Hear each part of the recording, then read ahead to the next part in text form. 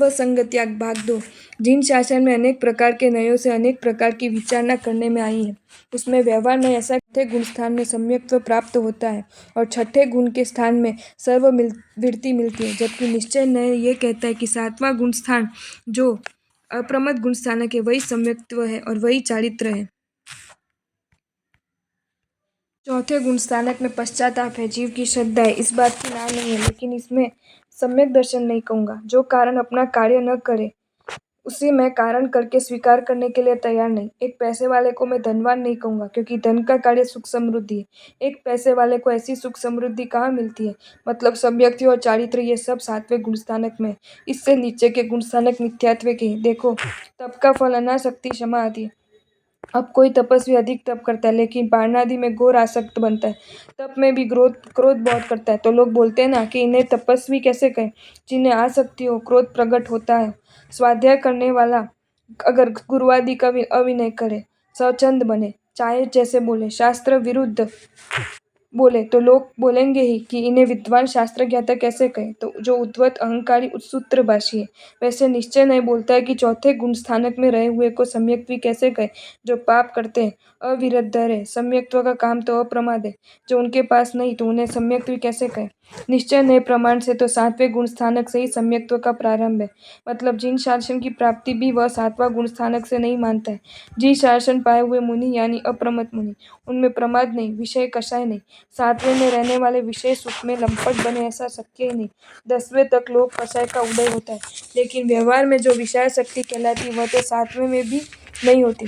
अंदर सूक्ष्मता से कषायोदय चलता है, बाकी खाने में, सुनने में, देखने में, सूंघने में या स्पर्श में मन लगने रूप से जो विषय शक्ति है वह सातवें गुण स्थानक में नहीं होती, पतित को होती है। अब ये बात तो निश्चित है कि व्यवहार की मान्यताएं 99% जितनी होती है उसमें एक आधा कम हो सकता है और वह आश्चर्य शब्द से पहचाना जाता है। 99% स्थिति तीर्थंकर नहीं बनती, लेकिन कभी कभी ऐसा होता है, इसलिए आश्चर्य कहते हैं। 99% युगलिक स्वर्ग में ही जाते हैं, लेकिन कभी कभी दुर्गति में जाते हैं, तब आश्चर्य कहलाता है। जबकि निश्चय मान्य पदार्थ 100 गुना होता है, उसमें 1% भी फर्क नहीं होता। अगर फर्क है तो निश्चय मान्य नहीं करता। देव मरकर देव नहीं बनता और नारकी भी मरकर नारकी नहीं बनता। ये सब 100% है, इनमें कभी फेरबदल नहीं होता। वैसे ही सातवें गुण स्थानक में रही हुई आत्मा कभी विषय सुख लंपट बने नहीं, बनेगी भी नहीं, बनते भी नहीं। इस प्रकार होने से जो विषय सुख में रमण करते हो तो वे सातवें में नहीं होते, वे छठे में प्रमाद करने वाले होते हैं।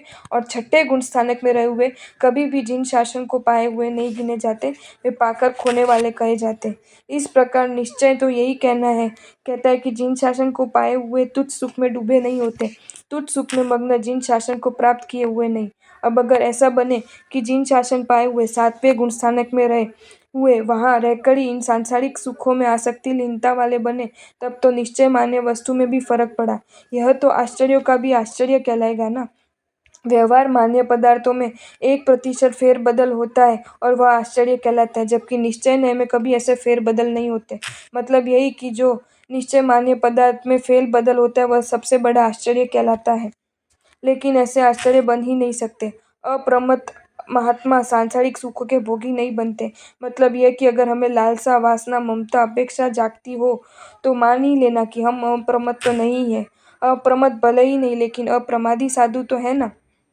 ये संतोष भी मानने जैसा नहीं, क्योंकि ये प्रमाद कभी भी साधुता को खत्म करने वाला है और हमारा लक्ष्य वर्तमान में तो अप्रमादी है। जो तो प्रमादी साधुता से संतोष किस प्रकार मान ले। सूरत से अहमदाबाद जाने के लिए निकलने वाली ही गाड़ी वडोदरा ही अटक जाए और आगे नहीं बढ़े, वापिस लौटने लगे, तो संतोष मान सकते हैं कि भले ही अहमदाबाद नहीं पहुंचे लेकिन वडोदरा तो पहुंचे। अगर लक्ष्य ऊंचा हो तो छोटी छोटी सिद्धियों में संतोष मान ले, ये बड़ी भूल है। तो संतोष जीव के आगे बढ़ने को प्रयत्न को रोकता है, उत्साह ठंडा पड़ जाता है, अंत में मिली हुई छोटी सिद्धि को भी खो जाने का वक्त आता है। विपक्षी टीम को जीतने के लिए 50 ओवर में 350 रन करने हो तो अच्छा बैट्समैन पहले 10 ओवर में 60 रन बनाकर संतोष नहीं मानेगा, क्योंकि वह जानता है कि अगर 350 रन नहीं बने तो 60 रन का कोई फायदा नहीं। मतलब ये कि 60 रन में लक्ष्य तरफ बढ़ते रहने का आनंद भले हो, लेकिन अब बहुत हो गया, कुछ आराम करे, दौड़ दौड़ कर थक गए, ऐसा संतोष मानने की भूल तो नहीं करेगा। और ऐसा आराम करने वाला होगा तो जरूर हारेगा। इसी कारण अप्रमादता के एकमात्र लक्ष्य के साथ ही हमें आगे ही बढ़ना है। आगे बढ़ने में प्रतिबंधक बनने वाला विषय सुख, प्रमाद, कषायों से निरंतर बचते रहना है। प्रमादी साधु का संतोष अनंत संसार का कारण बना रहे तो कोई नवीनता नहीं। निस्पृहता भूषण थी शोभे निर्मल आत्म जैनो, श्वासे श्वासे वंदन करता आत्म थाय मजेनो। धन्य थे श्रमण परम सुखी है। इसका एकमात्र कारण यही है कि वे अत्यंत निष्प्रह है। श्रमण को बिल्कुल उत्सुकता आवेश जल्दी नहीं होते, उसका कारण यही कि वे निरपेक्ष है। महोपाध्याय जी कहते हैं कि निस्पृहत्व महासुखम। ज्ञानसार योगसार में कहा है कि निरपेक्षादनो त्युष्क्यम अनोत्स्यकाच्य सुसस्ता च परानंद।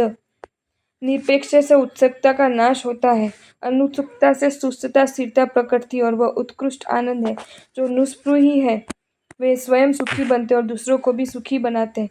किसी ने मंडली की भक्ति की हो, 12-15 घड़े पानी लाई हो, लेकिन उसमें स्पृहा रही कि गुरु मेरी प्रशंसा करे, सहवर्ती वाह वाह करे तो दुखी होगा, पुण्य कम होगा तो कोई प्रशंसा नहीं करेगा, उल्टे निंदा करेगा कि 12-15 घड़े तो लाए लेकिन पानी ठंडा नहीं है।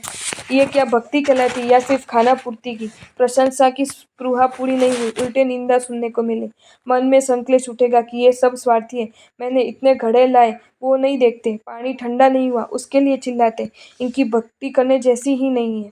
तपस्वी को सुहा है कि सब मेरे प्रतिलेखन करने आए, पाड़ने में अच्छी वस्तु वापरने का आग्रह करे, मेरा महोत्सव करवाए, जाहिर में मेरा नाम बुलाए, लेकिन ऐसी स्पृहा रखे और उसमें कुछ कमी रह जाए तो आघात का पार नहीं रहता।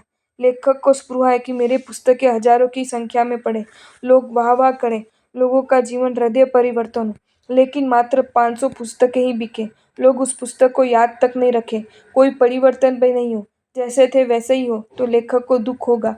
गुरु की बहुत सेवा करने वाले को स्पृहा है कि गुरु मुझे नहीं डांटे, मेरी संभाल ले, प्रशंसा करे। वह साधु भी जब गुरु डांटेंगे, संभाल नहीं रखेंगे, उपेक्षा करेंगे, तब आर्त ध्यान करेगा कि मैंने इतनी सेवा की फिर भी गुरु को कुछ नहीं पड़ी, क्यों ऐसे गुरु के पीछे सेवा के लिए मरना। ऐसे तो अनेक बातें हैं। व्याख्यानकर्ता को अधिक संख्या की, अधिक प्रशंसा की, टीप में अधिक धन की, तप में ज्यादा आराध्यों की स्पृहा हो, मधुर कंठ से गाने वाले साधु को सभी मेरे स्तवन के साथ में बोले, उसके बाद में उस स्तवन को सीखना है, उसकी स्पृहा हो। 1.5 घंटे भयंकर गर्मी में गोचरे लाने को सहवर्ती भोग वस्त्र सुखाए, उसके लिए अच्छी वस्तु निकाल के रखे, उसकी सहवर्तियों की धन्य धन्य वाणी सुनने की स्पृहा हो। वडील साधु को छोटे मुझे पूछ पूछ कर कार्य करे, उसके सामने न बोले, उसकी मश्करी नहीं करे, कही हुई बातों को जल्दी से स्वीकार करे, उसकी अपेक्षा हो। पाठक को विद्यार्थी समय पर पहुंचे, दूसरों से भी ज्यादा मेरे पास पढ़ने की इच्छा रखे, उसकी सब पढ़ाई व्यवस्थित रूप से करे, उसकी उपकार मान है, उसकी स्पृहा हो। शायद हम ही नहीं जानते कि हमारे मन में प्रत्येक विषय के अंदर ही अंदर कैसी कैसी और कितनी स्पृहाएं पड़ी हुई है। स्पृहा ये एक प्रकार का लोभ ही है, और योगसार में कहा है कि त्रैलोक्यमापि ये दोषस्ते सर्वे लोभ संभवा गुणास्तस्तेव केपि ते सर्वे लोभ वर्जनात्। इन तीनों लोकों में जो कोई भी दोष है वे सब लोभ से है, स्पृहा में से प्रकटे हैं, और कोई भी गुण है वे सब लोभ के त्याग से प्राप्त हुए। हमें तो दूसरे कोई ज्यादा दुख नहीं है, सभी अनुकूलता है, लेकिन एकमात्र स्पृहा में फंसकर अपने ही हाथों दुखी हो रहे। कोई हमें दुखी नहीं करता, लेकिन हमें अपेक्षा ही हमें दुखी कर देती है। आपको ये वीडियो अच्छा लगा हो तो इसे लाइक करें और शेयर करें, और ऐसे ही नए नए वीडियोज देखने के लिए सब्सक्राइब करें हमारी channel Jain facts and stories को।